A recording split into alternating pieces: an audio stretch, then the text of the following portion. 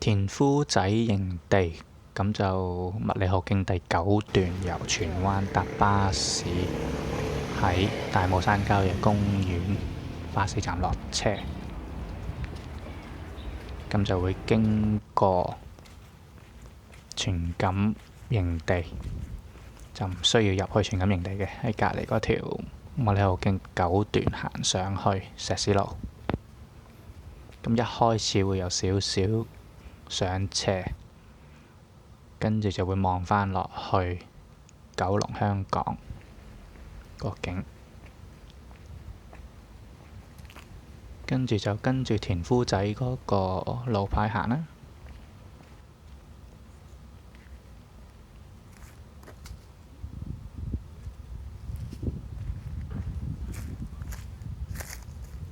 麥理浩徑，所以就全程都係石屎路。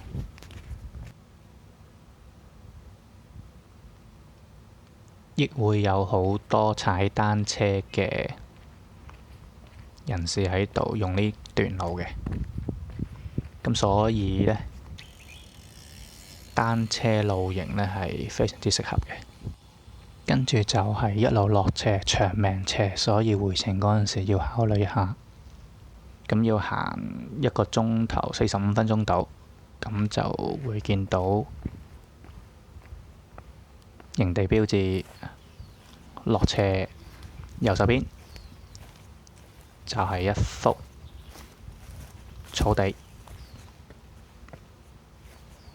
靚草地，冇人，有幾個燒烤爐，好多平地，紮營唔錯。咁我就喺最尾呢一度呢個角落頭度紮個營。咁佢嘅唔好處就係見到電纜，另外一樣嘢就係冇電話訊息。咁你見到個垃圾桶都冇乜俾人哋喐過，咁即係應該係冇野豬啦。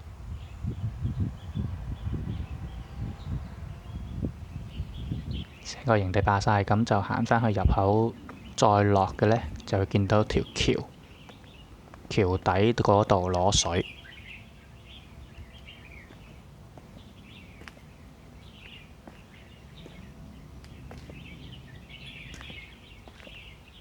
可以接受嘅啲水，雖然佢唔係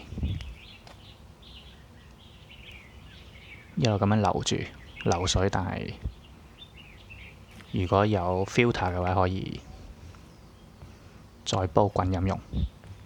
咁如果你過橋嘅話呢，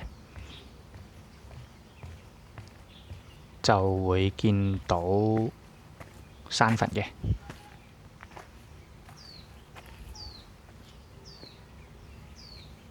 咁距離營地都遠嘅，所以就冇問題。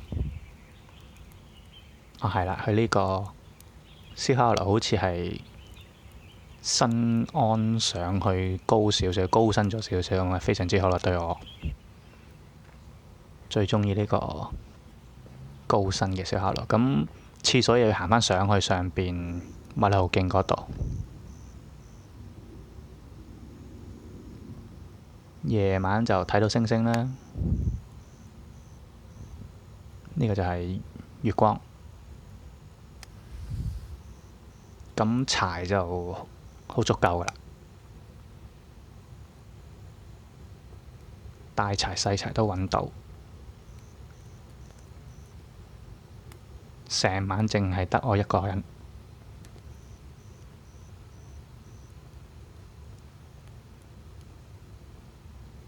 係非常之唔錯嘅營地，但係我就唔係好鍾意嗰個電纜，太過近啦。不過佢嘅燒烤爐同埋柴都咁足夠嘅呢，玩火係非常唔錯。